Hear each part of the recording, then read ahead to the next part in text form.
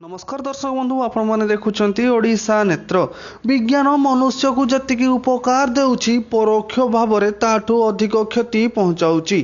Plastic अंडा plastic चाउल पर एबे बाजार रे मिलिछि प्लास्टिक माछ जहा केबे विश्वास करी हेउ नाही। किछि असाधु व्यक्ति माने वैज्ञानिक प्रणाली रे एही माछ को प्रस्तुत करी खोला बजार रे बिक्री करुछंती। जानिबा टिके कष्टकर होइथिबा बेले एही माछर मूल्य साधारण माछ ठारू कम रहिछि। भुवनेश्वर रु सौरभ प्रकाश को रिपोर्ट ओडिशा नेत्र।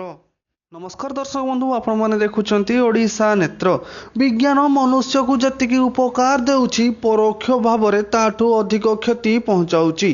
प्लास्टिक अंडा प्लास्टिक चाउल पर एबे बाजार रे मिलिछि प्लास्टिक माछ जहा केबे विश्वास करी हेउ नाही। किछि असाधु व्यक्ति माने वैज्ञानिक प्रणाली रे एही माछ को प्रस्तुत करी खोला बजार रे बिक्री करुछंती। जानिबा टिके कष्टकर होइथिबा बेले एही माछर मूल्य साधारण माछ ठारू कम रहिछि। भुवनेश्वर रु सौरभ प्रकाश को रिपोर्ट ओडिशा नेत्र। नमस्कार।